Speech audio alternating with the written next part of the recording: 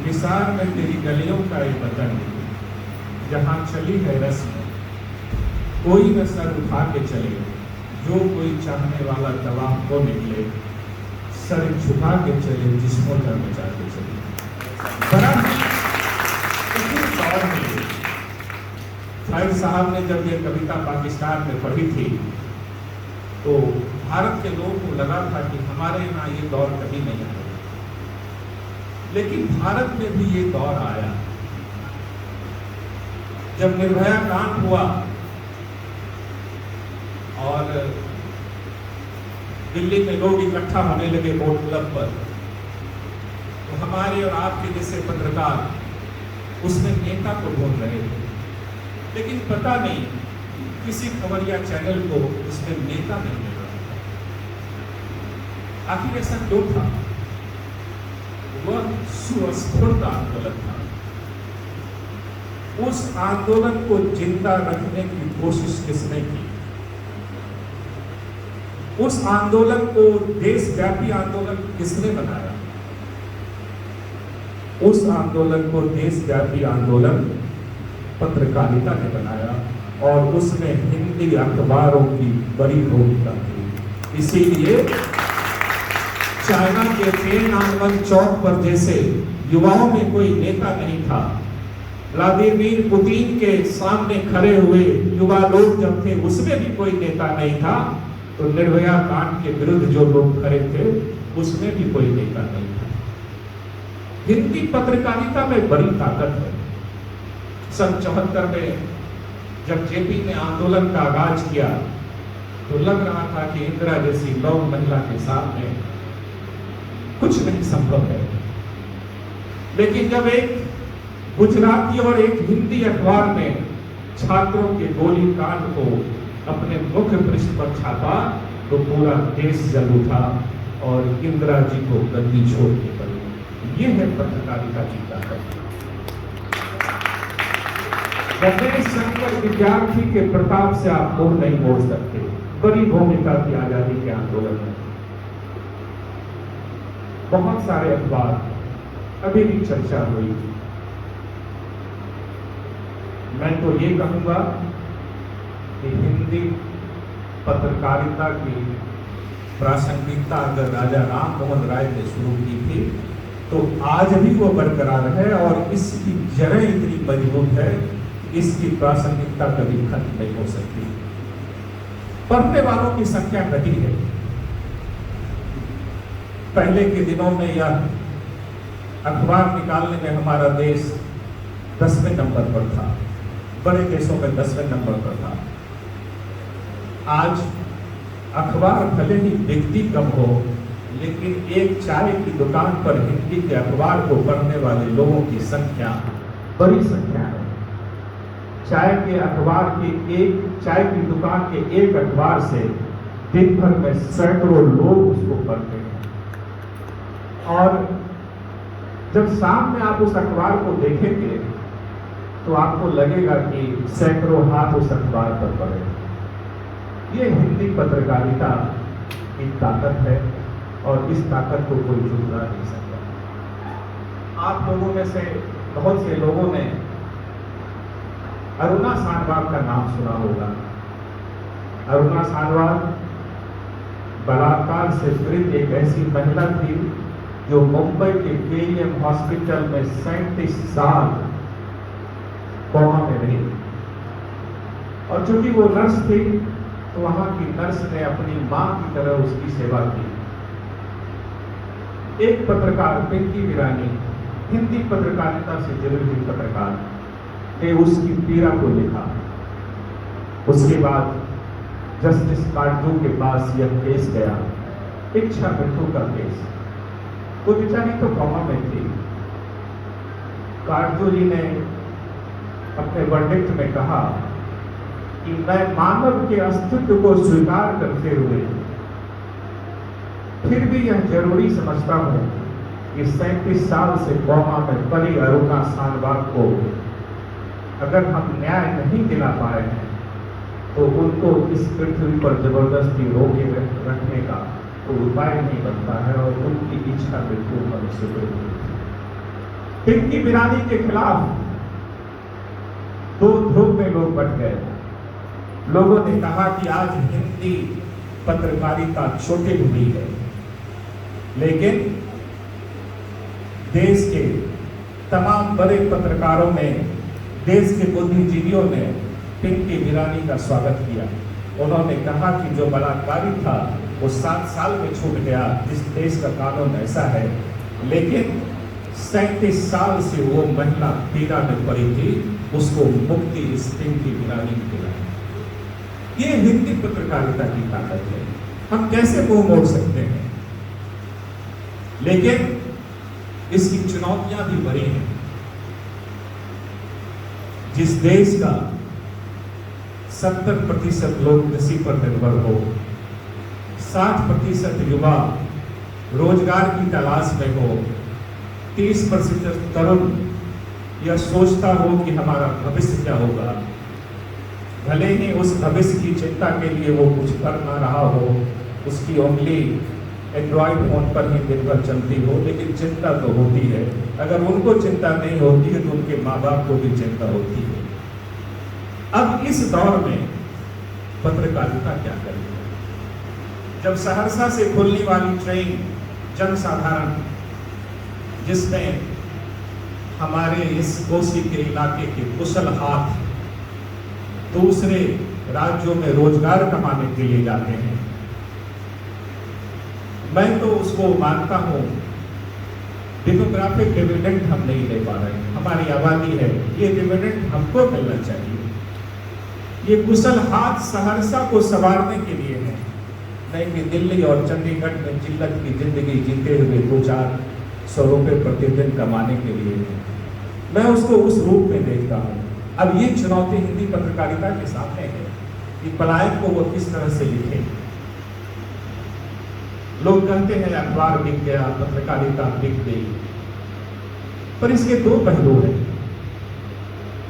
बाजारवाद है, बाजारवाद से हम आप सब लोग पीड़ित हैं, एक बच्चा भी पीड़ित है। घर घर में जंक फूड ने जगह बना ली है।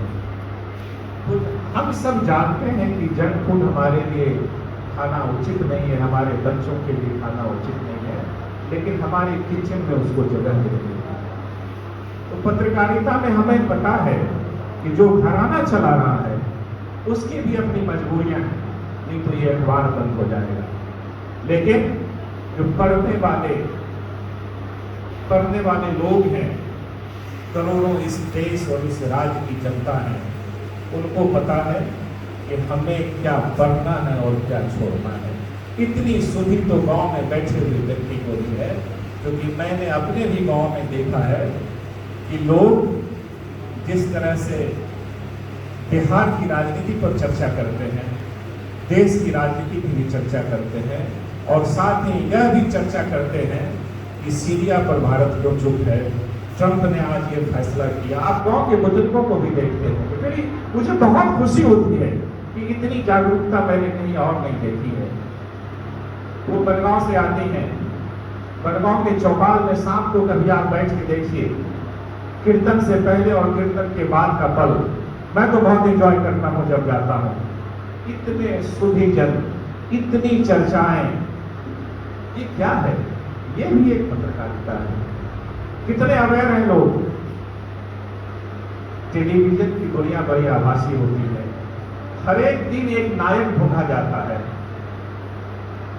एक प्रतिनायक भी ढूंढा जाता है, लेकिन वो खबरें उतनी ही देर मौजूद बनी रहती हैं जब तक दूसरा नायक नहीं मिल जाता है। अगर 2 घंटे में दूसरा नायक मिल जाएगा तो ये पहली वाली खबर बासी हो जाएगी। लेकिन अखबार हमारे घर 24 घंटे होता है, उसमें नायक और प्रतिनायक की कोई छवि नहीं होती। अखबार जो लिखता है उसको आप पढ़ते हैं, सोचते हैं, मंथन करते हैं। इसीलिए हिंदी अखबार की प्रासंगिकता कभी कम नहीं हो सकती। और जब आप उसको एक ट्रेजरी के रूप में, एक खजाने के रूप में उसको रखेंगे, जैसा कि आशीष जी कह रहे थे कि काटना चाहिए, मेरे घर आप आएंगे तो मैं कभी दिखाऊंगा कि एडिटोरियल तो मैं काट काट के रखता हूँ, सब नहीं। उससे बड़ी मदद मिलती है। जब मैं विधान परिषद में बोलता हूँ तो उस एडिटोरियल के में जो आंकड़े होते हैं, हालांकि मैं उसको वेरीफाई नहीं करता, बड़ी मदद मिलती है चीज़ों को उठाने में। अभी जो मेरे फेसबुक फ्रेंड में देख रहे होंगे, रिसेंटली मैंने 5 आर्टिकल लिखा है। मैंने एक आर्टिकल अभी हाल में ही लिखा है तो NTTV के प्लेटफॉर्म पर, डिजिटल प्लेटफॉर्म पर है, राजनीति में शुचिता।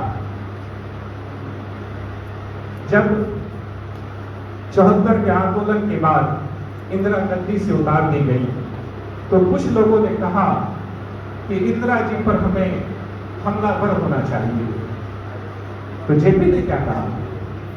जेपी ने कहा कि इंदिरा को किए की सजा मिल गई, इंदु अब मेरी बेटी है और ये भारतवर्ष की बेटी है, उस पर हमले करने की कभी सोचना नहीं, अगर सोचोगे तो यही जयप्रकाश खराब होगा। ये राजनीतिक सुचिता थी। वाजपेयी जी ने इंदिरा जी को दुर्गा कहा। जेपी हमेशा चाहते थे कि जवाहरलाल प्रधानमंत्री बने, लेकिन शायद कम लोगों को ही पता होगा कि जेपी को जवाहर जी और महात्मा गांधी ने प्रधानमंत्री बनाने की कोशिश की थी। हो सकता है महात्मा गांधी आधे मन से की हो, लेकिन जवाहर उनको प्रधानमंत्री बनाना चाहते थे। एक सेमिनार में दिल्ली में मैंने महात्मा गांधी के बौद्ध को सुना था। उनकी 2 पंक्तियां, ज्यादा समय नहीं लूंगा, उनकी 2 पंक्तियां मैं कहना चाहता हूं। उन्होंने कहा कि आलमगीर की जगह अगर दादा शिको मुगलों का अंतिम बादशाह होता तो इस देश की तवारीख कुछ और होती, और जवाहरलाल के बदले अगर जयप्रकाश प्रधानमंत्री होते तो इस देश की तवारीख कुछ और होती। राजनीतिक सुचिता थी, आज की तरह नहीं थी। मैंने कहा कि आज हिंदी पत्रकारिता को बड़े ही संक्रमण और जुझारू दौर से गुजरना पड़ रहा है। अभी मैंने परसों एक आर्टिकल लिखा, औद्योगिकरण के दौर में बिहार पिछड़ा क्यों। उसमें मैंने एक एग्जाम्पल दिया, वो भी NDTV के प्लेटफॉर्म पे है, डिजिटल प्लेटफॉर्म पे। मैंने उसमें लिखा कि जब हैदराबाद में ISB की स्थापना हो रही थी, बिजनेसमैन का एक ग्रुप आनंद महिंद्रा वगैरह चाह रहे थे कि एक ऐसा संस्थान मैनेजमेंट का खुले जो विश्व स्तरीय हो। कई लोगों से संपर्क किया, कर्नाटका से संपर्क किया, तेलंगाना से संपर्क किया, गुजरात से संपर्क किया, महाराष्ट्र से संपर्क किया, उत्तर प्रदेश से संपर्क किया।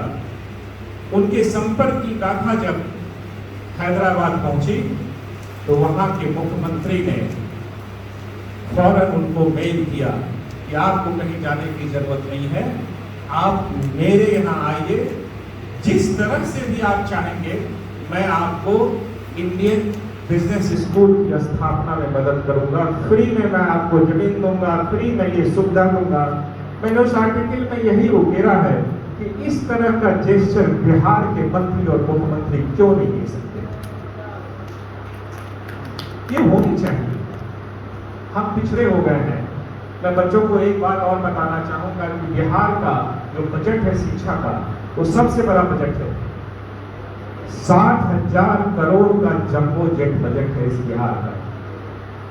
लेकिन आपको जान के आश्चर्य होगा कि आखिर इस बजट में शिक्षा पर खर्च कितना है। बजट के 2 कंपोनेंट होते हैं। उसमें ये जो बजट का अधिकांश भाग है वो सैलरी पर खर्च होना है, वो स्कीम पे खर्च होना है, साइकिल स्कीम, प्रोत्साहन राशि। और जब आप उसके डिटेल में जाएंगे कि इंफ्रास्ट्रक्चर के निर्माण, बच्चों की लाइब्रेरी, डिजिटल लाइब्रेरी, प्रयोगशाला पर कितने पैसे खर्च हो रहे हैं, तो 60,000 करोड़ में से एक छोटी सी राशि आपको टिमटिमाती हुई दिखेगी। यही इच्छा शक्ति है। मैं विपक्ष से हूं, इसीलिए मैं ऐसी बात नहीं कह रहा हूं। मैंने एक और आर्टिकल लिखा, उसमें मैंने प्रश्न किया कि 2014 में 3527 उद्योग थे और आज 2700 पर क्यों आ गए? ये 600 उद्योग धंधे बंद क्यों हो गए? ऐसी बहुत सी बातें हैं जो पत्रकारिता के लिए चुनौती